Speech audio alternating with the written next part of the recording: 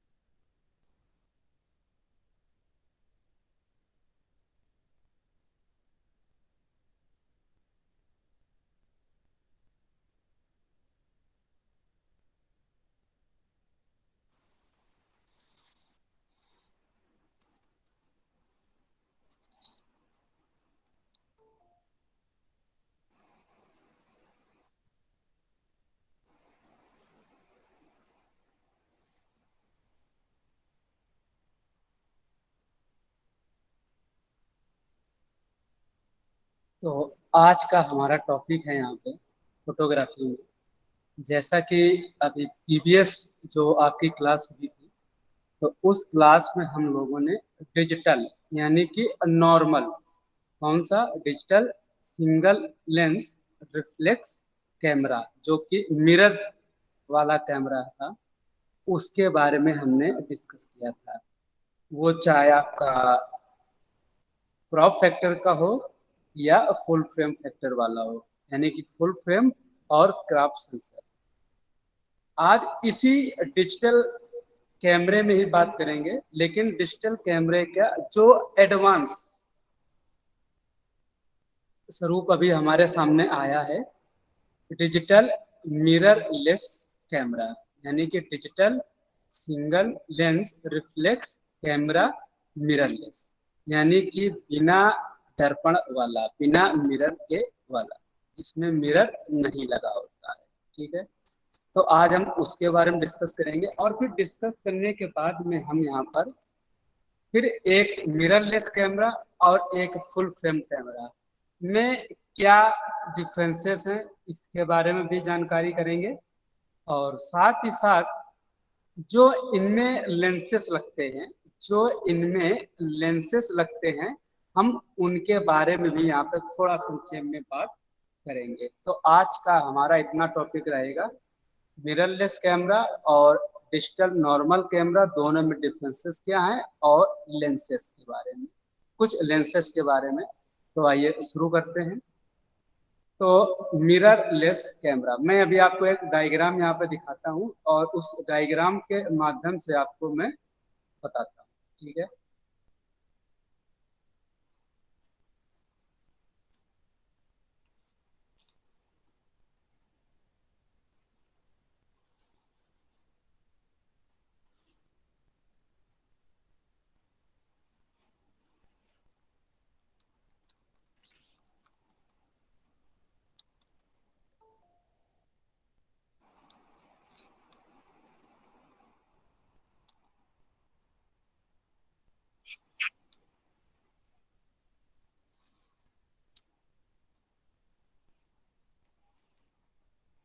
मैं थोड़ा जूम करके इसको आपको दिखा देता हूँ। DSLR मिररलेस कैमरा टेक्नोलॉजी, ठीक है, वर्क्स। ठीक है,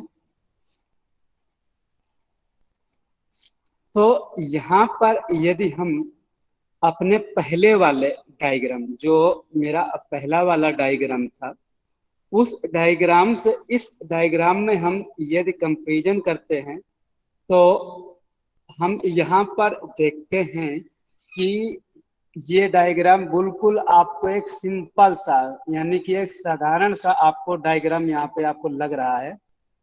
और जो आपको ये साधारण सा डायग्राम लग रहा है, ये कहीं आपके नॉर्मल डिजिटल जो आपका कैमरा है, उससे कहीं बेहतर परफॉर्मेंस करता है।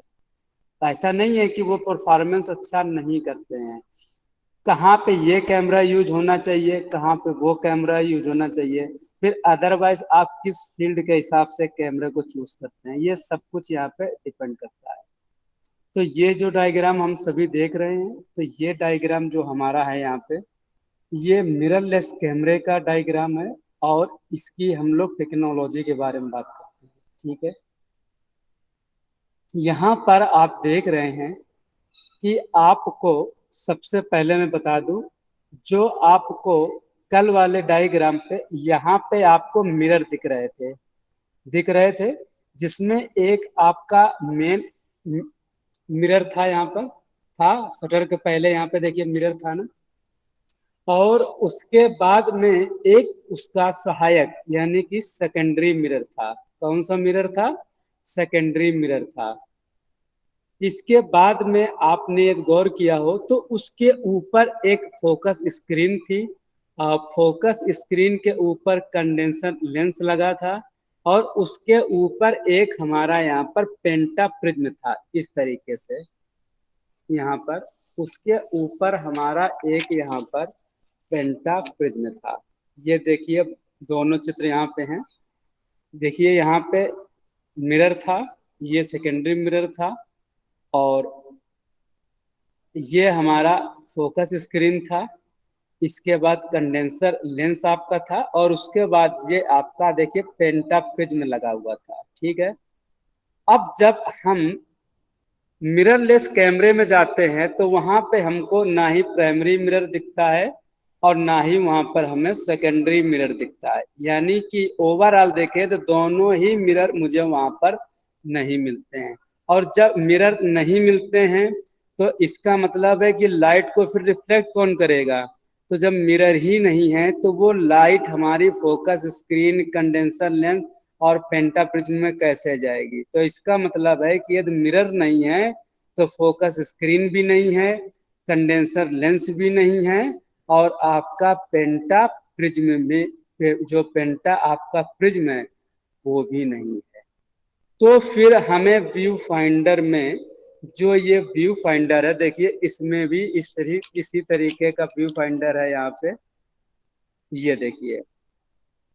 लेकिन वहां पे किस तरीके का व्यू फाइंडर था हमारे पास में, यह भी ध्यान देना है। तो वहां पर मैंने कल आपको डिस्कशन में बताया था कि वहां पर हमारे पास में दो तरीके के व्यू फाइंडर इस्तेमाल करते हैं। जो नॉर्मल जो डिजिटल कैमरे होते हैं हमारे, चाहे वो फुल फ्रेम के हों या क्रॉप सेंसर के हों, तो उनमें हम यहाँ पर ऑप्टिकल व्यू फाइंडर का प्रयोग करते हैं। कौन से व्यू फाइंडर का प्रयोग करते हैं? ऑप्टिकल, हम अपने व्यू फाइंडर का प्रयोग करते हैं। लेकिन यहाँ पे हम ऑप्टिकल व्यू फाइंडर का प्रयोग नहीं करते हैं। जैसा कि आपको स्क्रीन पे यहाँ पे दिख रहा है, यहाँ पर हम इलेक्ट्रॉनिक व्यू फाइंडर का प्रयोग करते हैं। किसका प्रयोग करते हैं? जो हमारा इलेक्ट्रॉनिक जो व्यू फाइंडर होता है, हम उसका प्रयोग करते हैं। अब उसका प्रयोग क्यों करते हैं? इसलिए करते हैं कि यहाँ पर हमारा कोई भी देखिए मिरर नहीं है, ना ही फोकस स्क्रीन है और ना ही हमारा पेंटा प्रिज्म है। तो अब आप यहाँ पर आइए। ठीक जैसा कि मैंने कल आपको बताया था कि ये हमारा लेंस है, ये हमारा लेंस है, और लेंस के पीछे का जितना भी हमारा पोर्शन है यहाँ पर, जो एक कैमरे की बॉडी में है, यानी कि कैमरे की बॉडी लेंस अलग अलग होते हैं। माउंट लेंस जो होता है उसकी सहायता से उसको माउंट किया जाता है। तो जो कैमरे की बॉडी का भाग है वो इधर है और लेंस का भाग आपका इधर है। ठीक है, यहाँ पर आप देखिए एक स्क्रीन लेंस आगे लगा हुआ है लेंस के, और उसके बाद में आपका यहाँ पर एक लेंस प्रयोग किया गया है, और ये आपका ये ये यहाँ पर मैंने यहाँ पर इसे डायफ्राम का प्रयोग किया। देखिए कल के यदि आप डायग्राम में देखें तो जो हमारा डायग्राम था यानी आयरिस था, वो देखिए यहाँ पे था, है वहीं पे। वहां लेंसेस कम हो गए, यहाँ पे लेंसेस ज्यादा हैं वहाँ लेंसेस हमारे कम हो गए हैं, ठीक है, और उसका रेशियो यहाँ पे कम है। लेकिन यहाँ पे क्या है, यहाँ पे क्या है, यहाँ पे ये है कि जो हमारा डायफ्राम है, देखिए ओपनिंग उसकी आप देखिए, यानी कि मिनिमम यदि हम प्राइम लेंस की बात करें तो 1.4 या 2.0 या 1.8, यानी कि अपर्चर जो हमारा है यहाँ पे बिल्कुल देखिए ओपनिंग है, यानी कि वाइड है। वाइड का मतलब कि जितना कम अपर्चर होगा तो उतना ज्यादा वो प्रसार करेगा, यानी कि वृद्धि करेगा एक तरीके से। तो जो ये आपका एंगल बनेगा, जो आपका यहाँ पे जो आपका ये एंगल बनेगा, तो वो हमारा फील्ड ऑफ व्यू है। जैसे उसमें मैंने आपको बताया था, तो सेम इसमें भी आपका ये फील्ड ऑफ व्यू है। और ये जो हमारा है, ये हमारा लाइट का सोर्स यहाँ पर जा रहा है, ठीक है, ये हमारा लाइट का सोर्स यहाँ पे जा रहा है। यदि इसके अकॉर्डिंग हम यहाँ पर देखें, पहले वाले के अकॉर्डिंग, तो यहाँ पर आप देख रहे हैं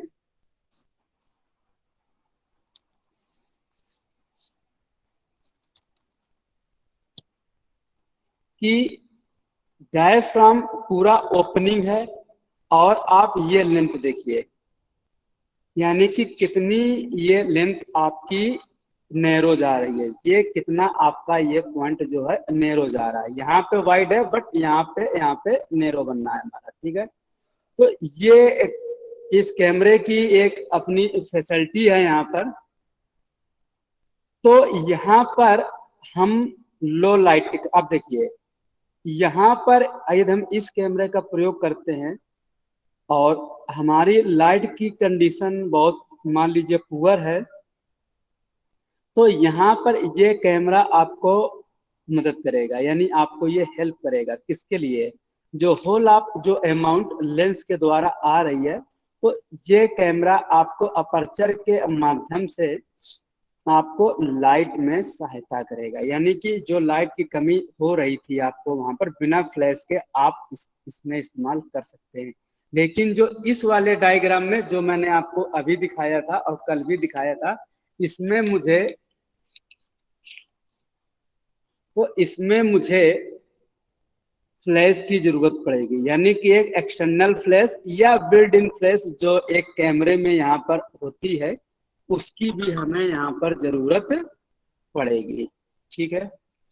तो वहां पर ये कैमरा आपको बेहतर आउटपुट दे सकता है।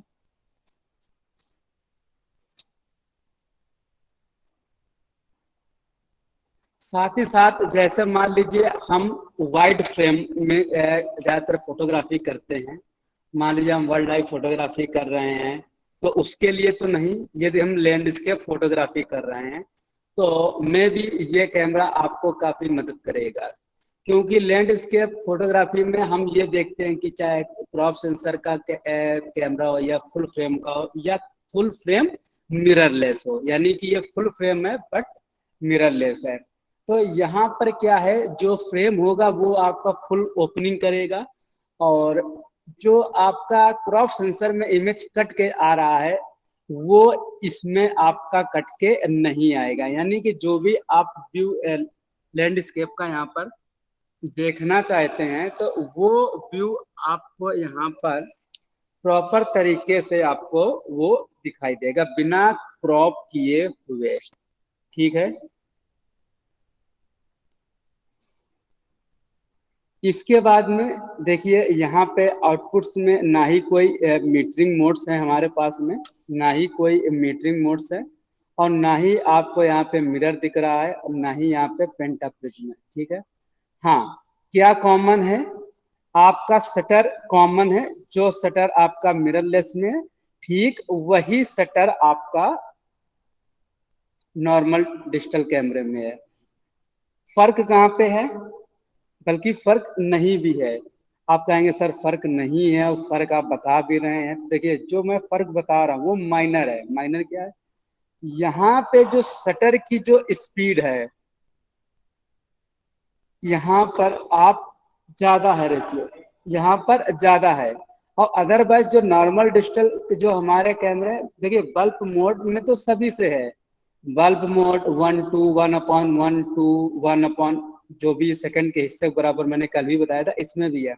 लेकिन जैसे मान लीजिए किसी में 6400 तक है या किसी में 10,000 तक है, तो इसमें शटर स्पीड उससे ज्यादा है कंपैरिजन में। मतलब कि जैसे मान लीजिए सपोर्ट दैट एग्जाम्पल के तौर पर मान लीजिए किसी कैमरे में शटर स्पीड बल्ब मोड से लेकर मान लीजिए 1/1000 तक है, यानी 1 सेकंड का 1000 भाग के लिए, ठीक है, 1000 भाग के लिए। तो मान लीजिए इस कैमरे में 1500 कर दिया, 2000 कर दिया, तो 1 सेकंड का 2000 में भाग के लिए शटर आपका खुलेगा और बंद होगा। तो वहां पर ये शटर आपको ज्यादा मिलेगा।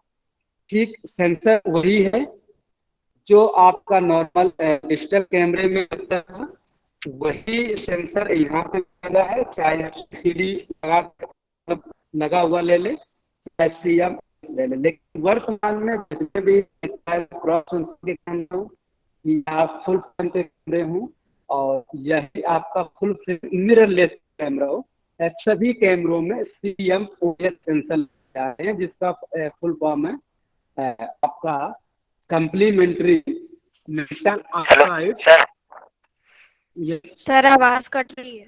सर आवाज बिल्कुल नहीं आ रही सर पिछले 2 मिनट से। नहीं तो आपको बताना चाहिए था ना, यहाँ से तो ठीक है, यहाँ से नेटवर्क तो प्रॉपर आ रहा है, आप वहाँ पे नेटवर्क चेक करिए, आप नेटवर्क सही से करें वहाँ पे। नहीं सर, अभी जस्ट अभी कट रही है। अभी बिल्कुल कट गए सर, 2 मिनट से नहीं आ रहा। अच्छा आप बताइए, यहाँ से तो ओके है, अभी भी नहीं आ रही है, बिल्कुल भी नहीं आ रही किसी को आवाज? गरिमा, स्वाति?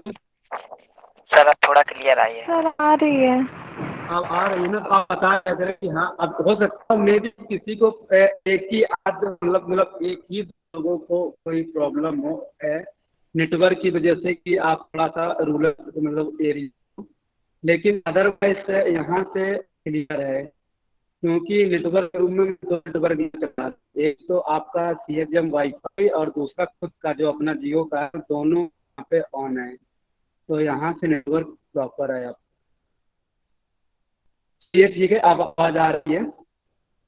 तो फिर से मैं रिमाइंड कर देता हूँ, शटर वही है जो डिजिटल कैमरे में नॉर्मल जो थे और ये मिररलेस में वही है, बस ये है कि इसका जो शटर स्पीड उनसे थोड़ा सा ज़्यादा होता है, बस टेक्नोलॉजी सेम है, सेम पोजीशन पे उठता है और बंद होता है। सेंसर वही है जो हमारे नॉर्मल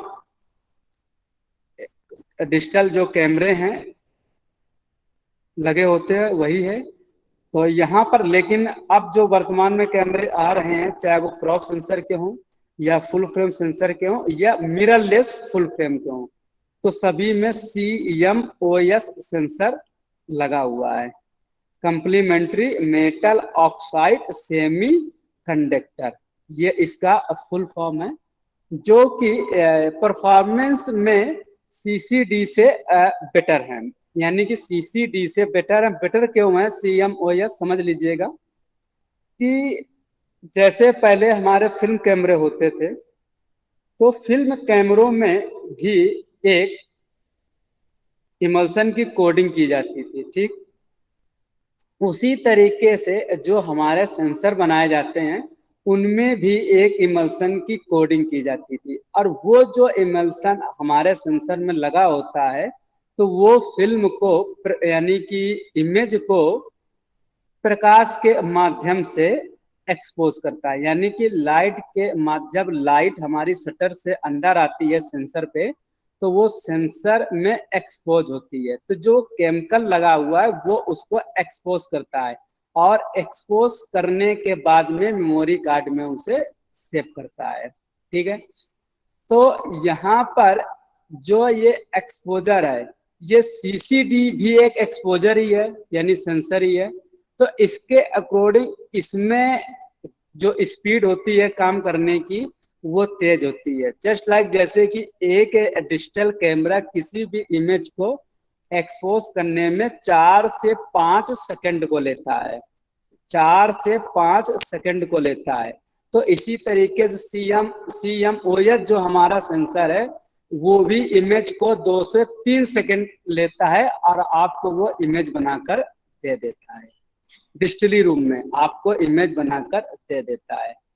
एक्चुअली जो आपका CCD सेंसर है वो एक एनालॉग डिवाइस है। जो आपका CCD सेंसर है वो एक एनालॉग डिवाइस है, यानी कि ये आपको analogue to digital to analogue इस तरीके से ये वर्क करता है। और जो आपका CMOS सेंसर है ये आपका डिजिटल डिवाइस है। तो ये क्या करता है, ये डिजिटल टू एनालॉग चलता है, डिजिटल टू एनालॉग चलता है, यानी उसका उल्टा विपरीत चलता है।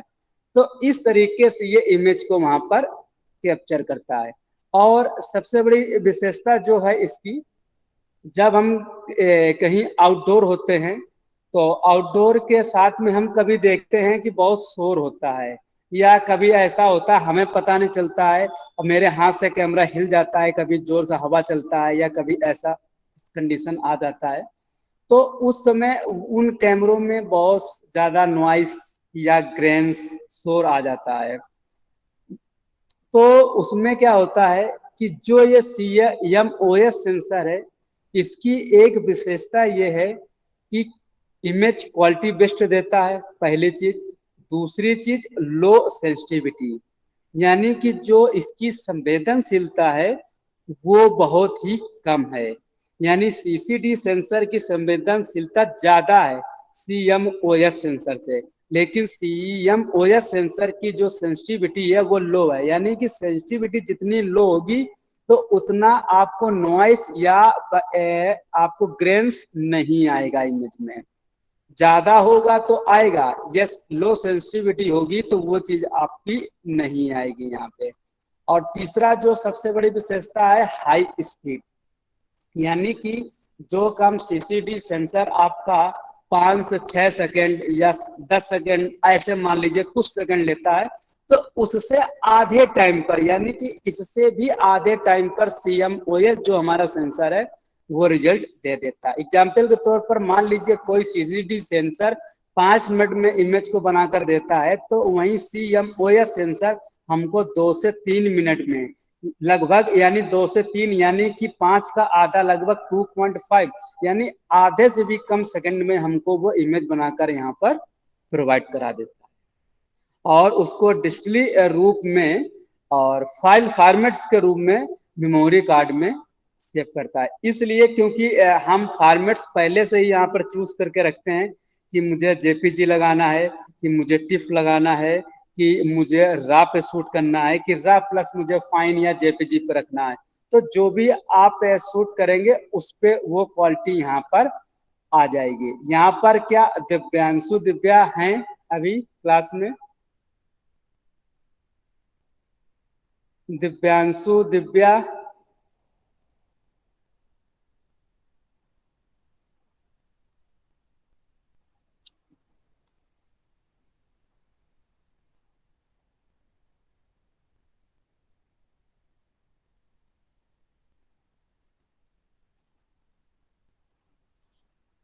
आई थिंक जुड़ी तो थी, लेकिन हो मैं भी नेटवर्क की वजह से शायद मैं भी नहीं है। तो मैं बता दूं कल उन्होंने कुछ फोटोग्राफ्स यहाँ पर शेयर किए थे, मैंने देखे थे। तो बेसिकली जो भी फोटोग्राफी कर रहे हैं तो वहां पर उन्होंने JPG पे शूट किया था।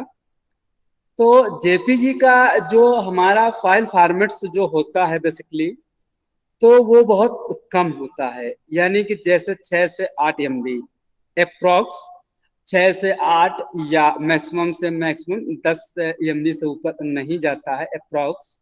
यानी 6 से आप 10 मान लीजिए, 6 7 8 10 इस तरीके से।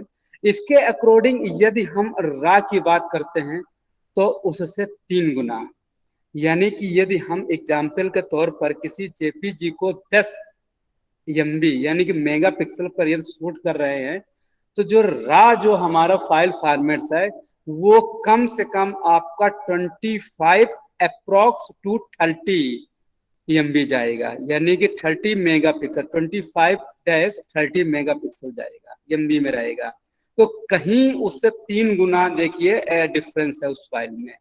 तो कोशिश करें कि जो भी आप इमेज खींचे तो वो रा पे खींचे या रा प्लस जेपीजी में खींचे तो और बेटर होगा। उसके 2 फायदे हैं। यदि आप रा प्लस जेपीजी में खींचते हैं तो यदि आप किसी इमेज को डिजिटली फॉर्मेट में, यदि आप किसी भी इमेज को डिजिटली फॉर्मेट में, यदि डिजिटल जैसे आप वेब पे नेट पे अपलोड करना चाहते हैं तो आप उसे जेपीजी के रूम में अपलोड कर सकते हैं। तो वहां पे क्या होगा, क्योंकि नेट पे स्पेस की बहुत बड़ी प्रॉब्लम्स होती है कि आपको कोई भी मेल मिलती है तो उसमें आपको 15 GB समथिंग आपको मिलता है, उससे अप्रोक्स आप ऊपर नहीं जा सकते हैं या फिर आपको स्पेस खरीदना पड़ेगा।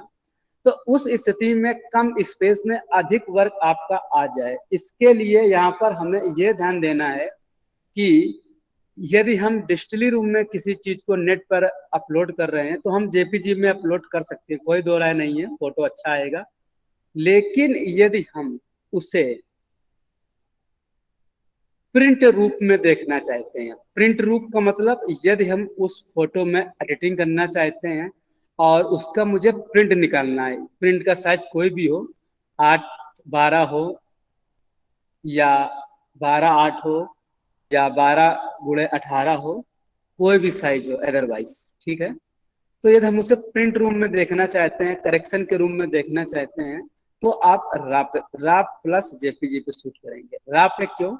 रा का जो फाइल फॉर्मेट्स है वो एक भारी फाइल फॉर्मेट्स है।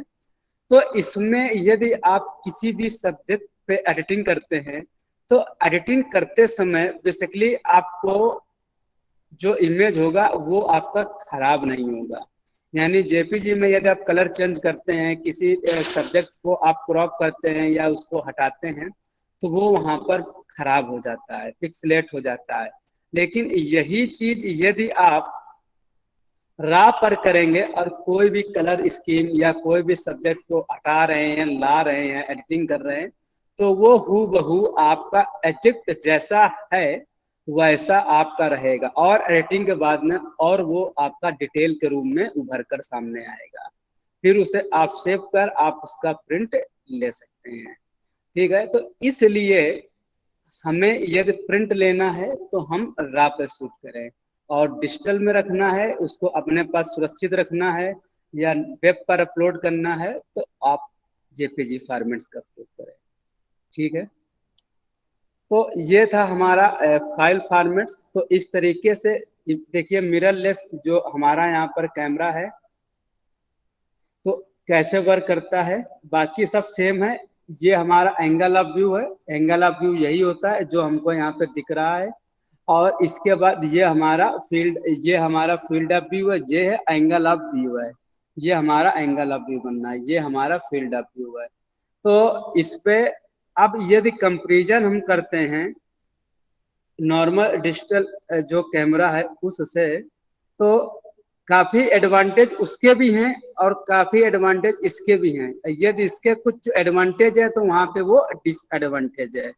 जैसे उस पे मिरर है, ये उसका एडवांटेज है, यहाँ पे मिरर नहीं है तो ये इसका डिसएडवांटेज है। क्यों नहीं है उसका रीजन है, मैंने बताया ना, ये डिजिटल से चलता है, वो एनालॉग पे चलता है आपका। तो ये जब डिजिटल पे आपका चल रहा है तो ये जो हमारा रेस है यानी कि जो हमारा लाइट है उसको इलेक्ट्रॉनिक रूप में कन्वर्ट कर रहा है, और इलेक्ट्रॉनिक रूप में कन्वर्ट करके वो सीधा सेंसर पे जा रहा है, और सेंसर पे जाने के बाद में रिफ्लेक्ट हो रहा है इलेक्ट्रॉनिक रूप से व्यू फाइंडर में। यानी कि यहाँ पर जो हमारा व्यू फाइंडर लगा हुआ है वो इलेक्ट्रॉनिक मोटर लगा हुआ है, ऐसे समझिए इलेक्ट्रॉनिक मोटर लगा हुआ है जो विद्युती एक चुंबकी या विद्युती आप उसको कह लीजिए, उसके अकॉर्डिंग यहाँ पर ये काम करता है। यानी लाइट थ्रू भी सीधा शटर के बाद में सेंसर जैसे ही लाइट आता है तुरंत आपको वो चीज व्यू फाइंडर से यहाँ पे दिखाई देता है, ठीक है। तो इस तरीके से वो चीज यहाँ पर हमको इमेज के रूप में प्राप्त हो जाती है। वहां पर क्या है, ऑप्टिकली रूप में है, यानी कि ऑप्टिकल यानी कि एक तरीके से आपका मिरर यानी कि लेंस। तो वहां पे लाइट मिरर में रिफ्लेक्ट होती है और फिर पेंटाप्रिज्म के बाद से मुझे वो चीज व्यू फाइंडर में दिखाई देती है। तो ये कुछ माइनर एडवांटेज और डिसएडवांटेज थे दोनों ही यहाँ पर कैमरे के, कि जो हमारी ये टेक्नोलॉजी है दोनों कैमरों में। तो एडवांटेज में देखिए, जो नॉर्मल डिजिटल कैमरे हैं वो कम कॉस्टली हैं, एक कम बजट में आपको मिल जाएंगे, और उसके अकॉर्डिंग यदि आप ये कैमरा लेते हैं तो जस्ट लाइक उससे समथिंग डबल रेट में आपको मिलेगा। मान लीजिए कोई एक डिजिटल आप अपने रिक्वायरमेंट के हिसाब से 40 से 45 या 50,000 के बीच में कैमरा लेते हैं, तो ये कैमरा आपको 1 लाख से कम का नहीं पड़ेगा। ठीक है।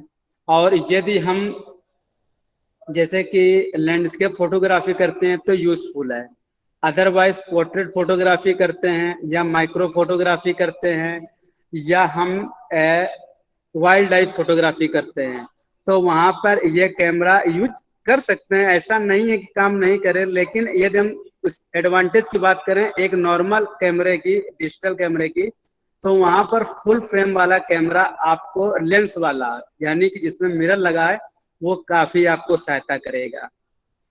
सहायता क्यों करेगा?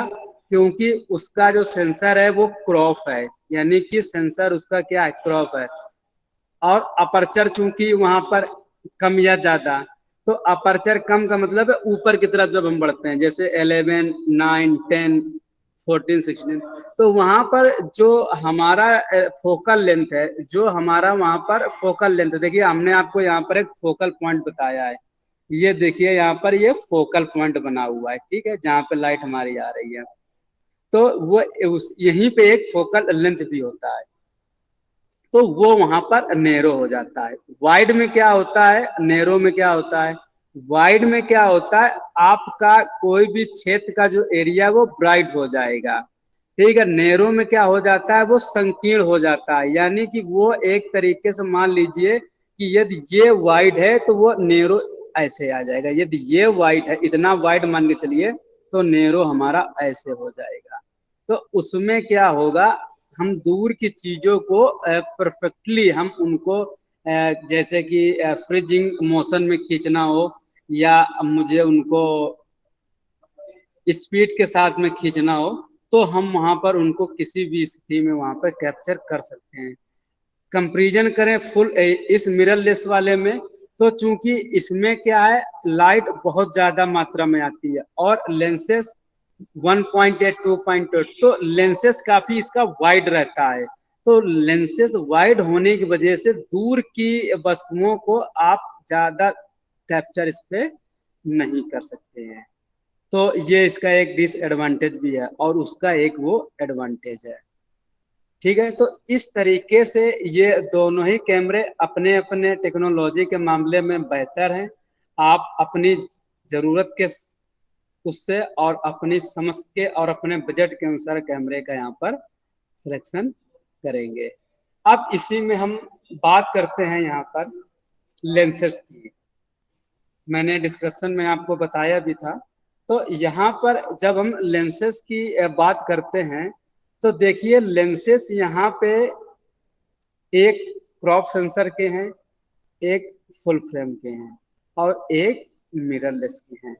ठीक है, तो जो क्रॉप सेंसर के जो कैमरे हैं, जैसे आप कैनन में जाते हैं तो वहां पर जो इनकी एक सीरीज होती है या जो कैनन ने लेंसेस बनाए हैं अपने क्रॉप सेंसर के लिए या मिररलेस फुल फ्रेम के लिए, तो उन्होंने सीरीज में जो क्रॉप सेंसर के लेंसेज हैं, तो F S S S F F मतलब E F sorry E F dash S, ये सीरीज उन्होंने बताई है। और ये जो इनकी सीरीज है वो EOS जो आपकी कैमरे हैं, EOS electro optical system, EOS जो है इलेक्ट्रो ऑप्टिकल सिस्टम, जो इन कैमरों की सीरीज है, तो उनमें उन्होंने क्रॉप फ्रेम के लिए EF-S प्रकार के लेंसेज बनाए। इसके अकॉर्डिंग यदि हम बात करें मिररलेस फुल फ्रेम कैमरों की, तो उसके लिए इन्होंने केवल EF से डिनोट किया है, यानी कि मिररलेस फुल फ्रेम कैमरों के लिए इन्होंने EF सीरीज बनाई है और क्रॉप सेंसर्स के लिए EF-S की सीरीज बनाई है। ठीक है।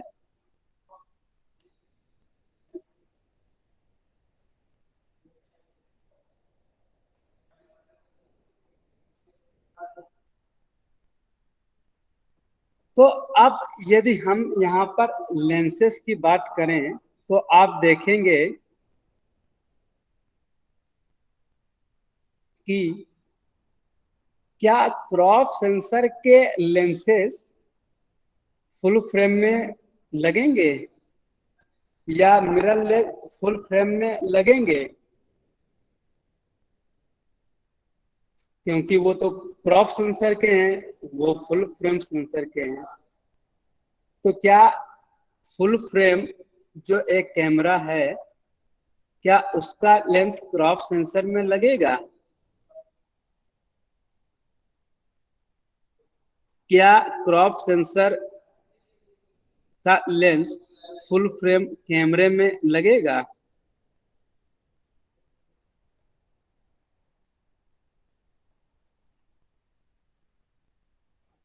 बताइए।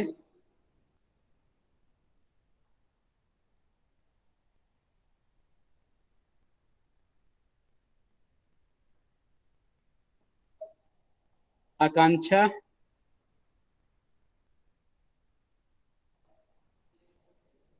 स्वाति, आवाज आ रही है सभी को? स्वाति, आवाज आ रही है? Yes sir. जी बताइए।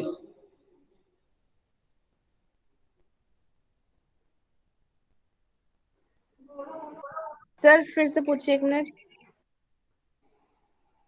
मैं ये कह रहा हूं, क्या क्रॉप सेंसर का लेंस फुल फ्रेम कैमरे में लग जाएगा या फुल फ्रेम कैमरे का लेंस क्रॉप सेंसर में लगेगा?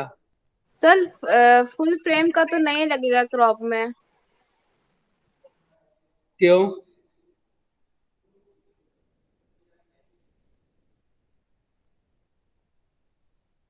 मान सिंह,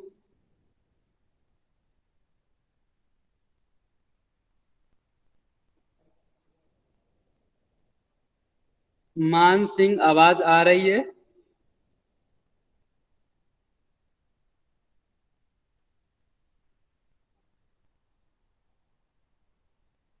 आकांक्षा,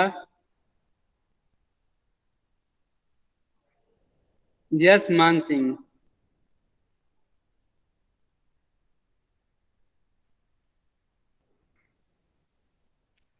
सर पता नहीं, अभी तो याद नहीं है क्योंकि मैंने बाकी क्लास ज्वाइन नहीं करी और अभी ये पहली क्लास है मेरी। ओके। आकांक्षा,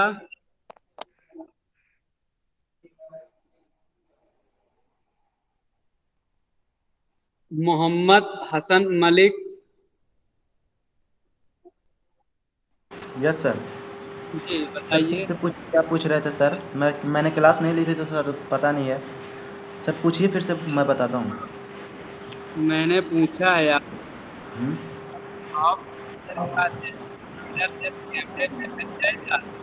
या सर आवाज़ सही नहीं आ रही है। सॉरी सॉरी, मतलब क्रॉप सेंसर का जो लेंस है, क्या वो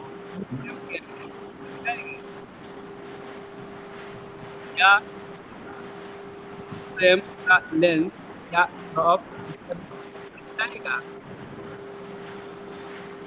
सर आवाज़ नहीं आ रही। आप सर बता रहे हैं कि कौन सा लेंस किस में लग जाएगा, आप सवाल पूछ रहे हैं। हाँ, मैं क्वेश्चन कर रहा हूँ आपसे कि क्या yes sir. Full frame digital कैमरे का लेंस एक क्रॉप सेंसर कैमरे में लग जाएगा? सर नहीं लग पाएगा। क्या क्रॉप सेंसर का लेंस फुल फ्रेम कैमरे में लग जाएगा? सर क्रॉप सेंसर का लग जाएगा लेकिन फुल फ्रेम का क्रॉप में नहीं लगेगा। यानी कि जो आपका क्रॉप सेंसर का जो लेंस है वो फुल फ्रेम में लग जाएगा। स्वाति, राइट? Yes sir. और लेकिन जो फुल फ्रेम का लेंसेस है वो क्रॉप में नहीं नहीं, लगेगा। नहीं लगेगा। ओके। और कोई? और कोई?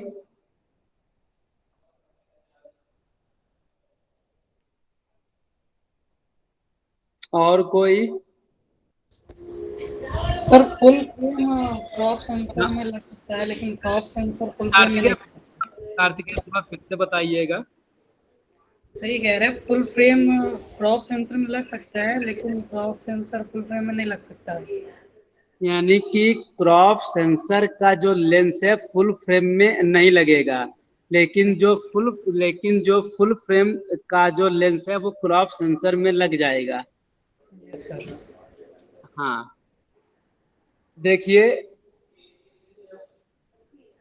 जो आपका फुल फ्रेम का जो आपका कैमरा है, ठीक है, जो फुल फ्रेम का जो आपका लेंसेस है, मान लीजिए आपका प्राइम लेंस है या 50 mm लेंस है, ठीक है, और एक क्रॉप सेंसर में भी आपका 50 mm लेंस लगा हुआ है।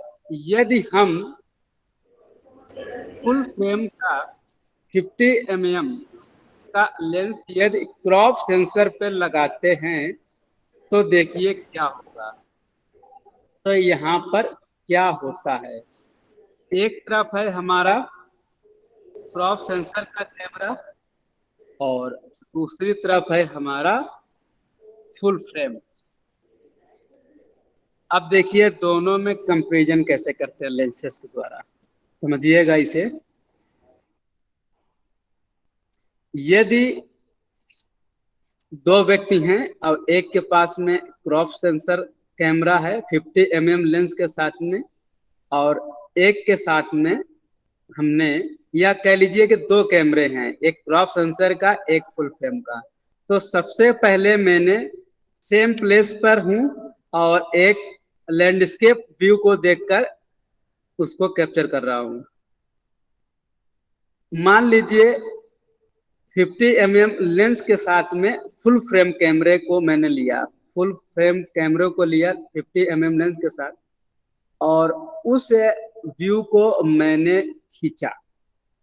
तो खींचने के बाद में एक तो जो व्यू क्रॉप हो रहा था वो कटा नहीं, हमारे फ्रेम में जितना हम व्यू लेना चाह रहे थे वो व्यू मुझे वहां पर मिल गया। और जो हमारी फोकल लेंथ थी, यानी कि अब जूम इन जूम आउट का तो कोई प्रश्न ही नहीं उठता है, क्योंकि 50 mm यानी कि एक प्राइम लेंस है, तो उसका वो एक फिक्स फोकस लेंस है, तो उसकी फोकल लेंथ फिक्स है। तो इसका मतलब है कि 50 mm से ऊपर नहीं जाएगी। तो क्योंकि वो 35 mm फिल्म नेगेटिव के तरीके से काम करता है, जो आपका फिल्म कैमरा था 35 mm नेगेटिव, उसी के आधार पर ये आपका 35 mm 1.0x ये फुल फ्रेम आपका बनाया गया है। कैमरा उसी टेक्नोलॉजी पर बनाया गया है। तो यहाँ पे ये बेनिफिट्स एक हमको मिला, ठीक है। इसके अकॉर्डिंग अब मैंने फोटो खींच लिया, ठीक है। अब हम इसके अकॉर्डिंग यदि उसी लेंस को एक क्रॉप सेंसर में लगाते हैं तो हम देखते हैं यहाँ पर कि एक तो जो इमेज हम कैप्चर कर रहे थे वो क्रॉप हो रही है, यानी कि उसी जगह पर खड़े होकर जब उस इमेज को ले रहे हैं तो वो क्रॉप हो रही है। क्रॉप क्यों हो रही है? फैक्टर की वजह से। यानी कि जो क्रॉप सेंसर है कैनन में 1.6 फैक्टर्स पर काम करता है क्रॉप सेंसर, और वहीं यदि हम निकॉन की बात करते हैं तो वो 1.5 पे काम करता है हमारा क्रॉप सेंसर, ठीक है। तो यदि हमने उसको उस लेंसेस में लगाया तो वहां पर फैक्टर्स सबसे बड़ा हमारा कारक बन गया। जो 1.0 1.5 जो 0.5 का जो मेजरमेंट है उसकी वजह से वो इमेज हमारा वहां पर क्रॉप हो रहा है। तो उसके लिए हमें क्या करना होता है कि जहां पर हम खड़े थे तो उसी दिशा में आगे की तरफ हम एक दो कदम और मूव कर जाएं, तब हम देखेंगे कि बिना क्रॉप किए हुए फुल फ्रेम की तरीके से वो इमेज मुझे वहां से प्राप्त होगा। तो ये एडवांटेज और डिसएडवांटेज भी है कैप्चरिंग का।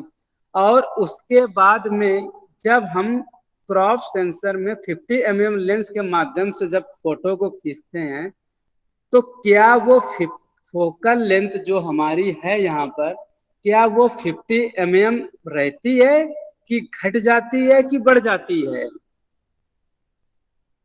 क्योंकि जो फुल फ्रेम कैमरा है उसमें देखिए फिक्स्ड लेंस उसमें भी लगा है, फिक्स्ड फोकस, और फोकल लेंथ यहाँ पर आपकी 50 mm है, वो आपकी 50 mm है, ठीक है। अब उसी लेंस को हमने क्रॉप सेंसर से खींचा, मतलब क्रॉप एक कैमरे से खींचा, तो वहां पर क्या फोकल लेंथ वही रहेगी कि बढ़ेगी कि घट जाएगी? सोचिए।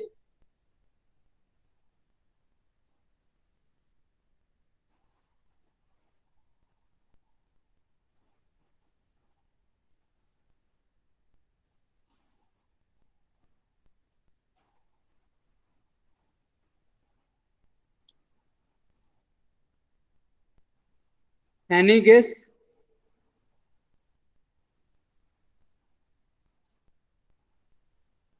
नहीं? कार्तिक?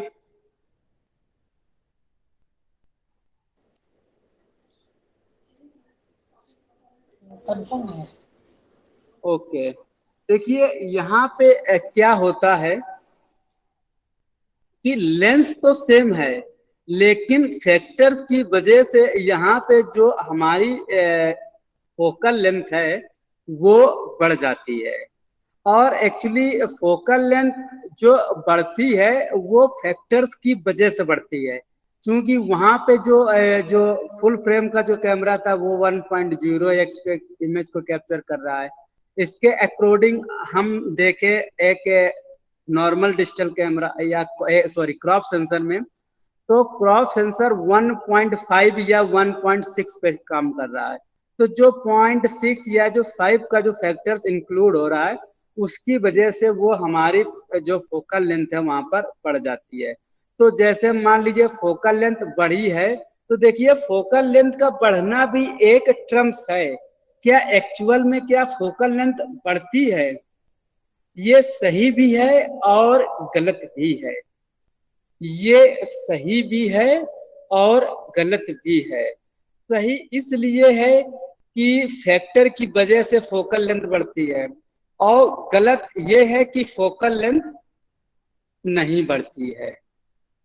मैंने पहले आपको बताया कि फैक्टर्स की वजह से फोकल लेंथ बढ़ती है, फिर मैंने बताया दूसरे में कि फोकल लेंथ नहीं बढ़ती है। दोनों ही बातें अपनी जगह सही हैं। वो ऐसा क्यों होता है समझिएगा।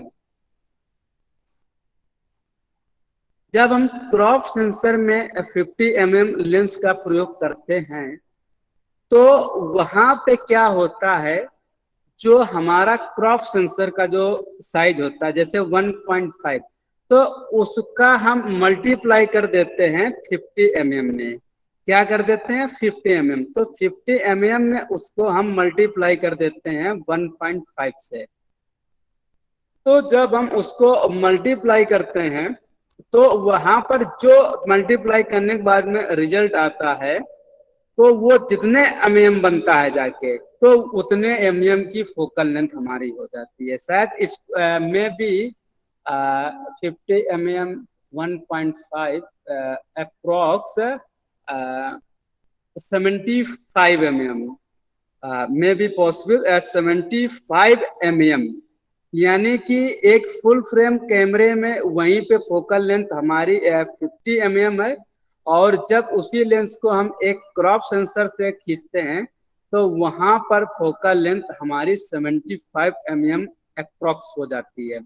तो ये जो 75 mm है फोकल लेंथ है 50 mm भी, लेकिन वो फैक्टर की वजह से वहां पर बढ़ जाती है।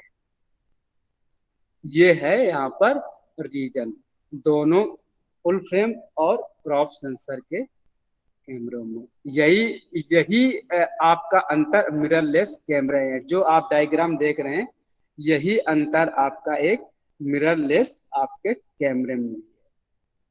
ठीक है।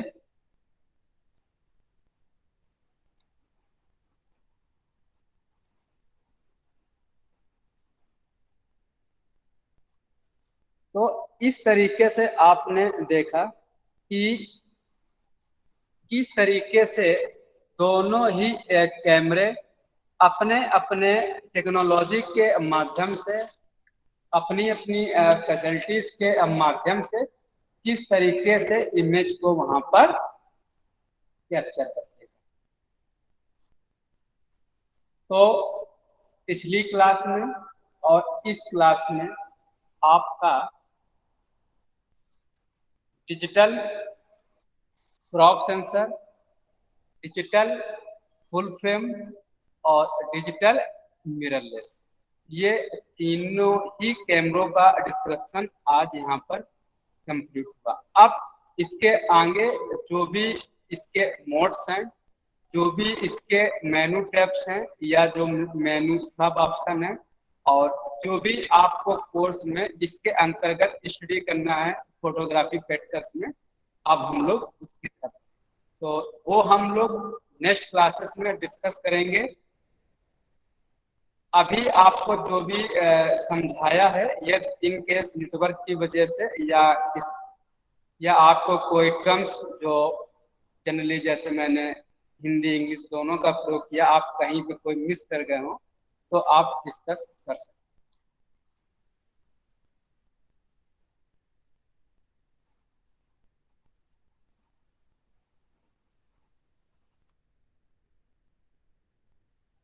सर ये रॉ और जेपीजे में क्या अंतर होता है, थोड़ा सा इसको समझा दीजिए।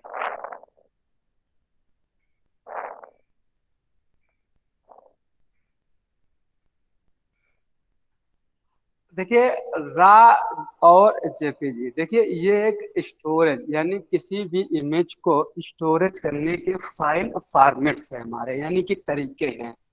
तो जैसे हम कोई इमेज में एडिटिंग नहीं करना चाहते हैं और उसको वेब पर या डिजिटली माध्यम में अपने लैपटॉप पे या अपने फोन पे इनकेस स्पेस की वजह से, तो हम उसे एक कम एमबी में शूट करते हैं, जस्ट लाइक 8, 10, 11 इस तरीके से।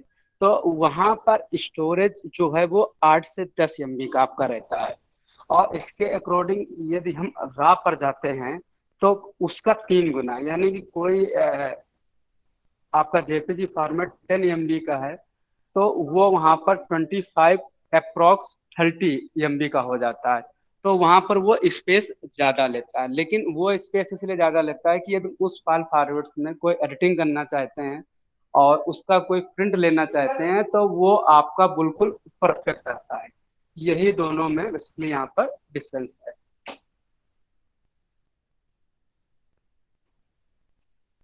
जी सर, क्योंकि सर फोन में मोबाइल फोन से जब हम फोटो खींचते हैं तो सर उसमें लास्ट में जेपीजे लिख के आता है सर। हाँ, तो आप उसको रॉ फॉर्मेट में कर लीजिएगा। देखिए फोन अलग चीज है, यहाँ कैमरे की बात कर रहा हूँ, ऐसा नहीं है। अच्छे अच्छे मतलब जो कैमरे हैं, मतलब फोन कैमरे हैं, उनमें भी फॉर्मेट मिल आपको, जेपीजी और फाइन आपको सभी का यहाँ पर मिल जाएगा।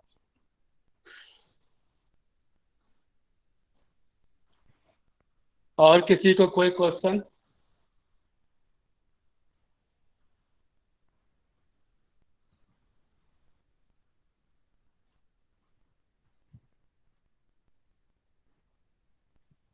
डायग्राम आपने समझाए हैं सर, उसको शेयर कर दीजिएगा उसमें ग्रुप में।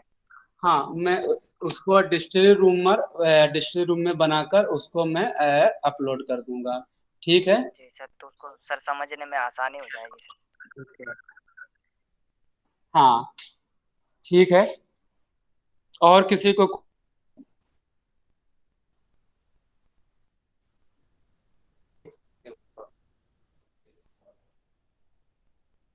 ठीक, तो आप होमवर्क करते हैं।